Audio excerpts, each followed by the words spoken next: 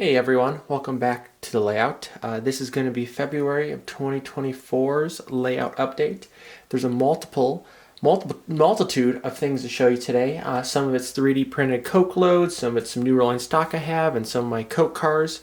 But we're going to start over here in this corner of the layout, where on my laptop screen you can see that I have JMRI Y throttle running. So I'm now able to use my cell phone to be able to control the locomotives and more mobile. I no longer have to use the NCE power cab to have to walk around and keep tethering it to different points and have a 6-foot reach. So I'm not going to really take the time and explain how to set up JMRI Y throttle. There's plenty of videos online. It took roughly a few minutes, nothing too crazy, but it is super cool to simply just download the app. Here I can use the horn, and it goes, and then I can also make the locomotives go forward, stop them, and also change it to reverse, and it will go in reverse. So I'm super excited to do some operating sessions with that. I think it's going to make it a lot easier and not having to deal with a cord getting tangled around your feet or not being able to stretch enough. So with that, let's get back to the workbench and we'll show you some new rolling stock, Coke loads, and also some of the Coke cars I've been working on this past month. At the workbench here, we're going to start off with some new rolling stock that I got over the past month. Starting off, we have a Walthers Mainline Norfolk Southern 50-foot boxcar. This is going to be used for the paper plant, recycled paper plant. That's from the Wheeling Lake Erie to Britton Yard, which the ABC Railway will take over and take it to the East Akron Yard, where they will do the switching. Obviously, this layout does not have that paper plant, but the next layout will, so I wanted to get some of the box cars I needed and started weathering and graffitiing them up for prototypical service. Another addition is a couple more 17,000 gallon PPGX chlorine tank cars. Chlorine is a big commodity on the ABC Railway.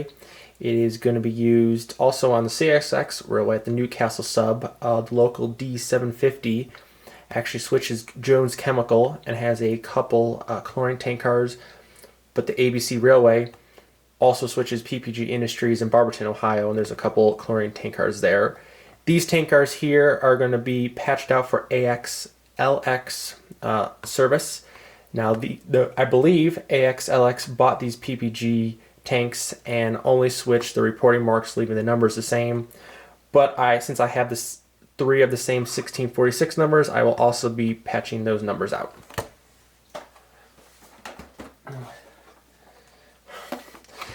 And here's another box car. This is an Atlas Trainman 50-foot CSX box car. This has been seen on the Newcastle sub on the Manifest freights, but also can be used for my paper recycling plant switching operations. And the final thing I got is a 3-pack of the sulfuric acid 13,000 gallon tank cars. PPG Industries in Barberton, Ohio is going to be using these sulfuric acid to be able to wash and rinse its silica products to make it more of a pure end final product. So I needed a couple of these. Again, it's not on this layout, but it allows me to at least start working towards my next layout when I will probably be using these. But these things are super sharp. Still have yet to take them out of the box, but probably have to get myself another set. Next up, we're going to move to the next set of 3 Coke cars that I finished. This car represents 297612. For people who follow my Facebook page, you saw a preview of this picture and was putting on graffiti.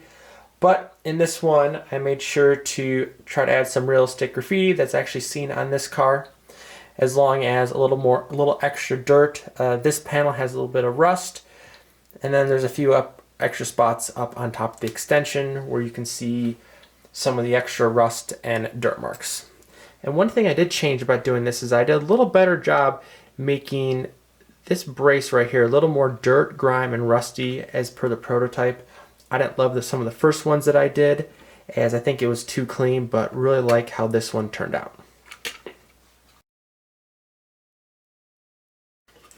The next one here is 297676.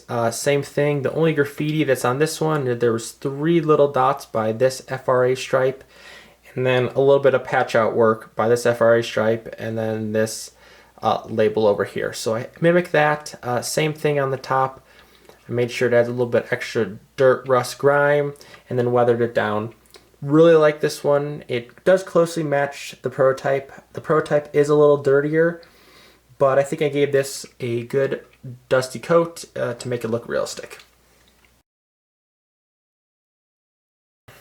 And the final one that I got done is 297860. This one had no graffiti on it. Obviously, I have the correct weights per the car as all the cars that I have, and then just weathered it up per the prototype. This column here had a little bit of extra dirt and rust, so I added that to it. And the next thing I'm going to share with you guys is that I finally figured out my Coke loads for those Coke cars. These are 3D resin printed loads. I have 6 different variations of how the Coke was loaded. It is not auto flood loaded. It's not as precise, and each car is not uniform. So I have 6 different designs for the Coke extension cars, and then 6 different designs for the cars that do not have extensions. I do plan on putting magnets underneath these and be able to use a steel nut underneath, and then a magnet to be able to lift the load off of the car.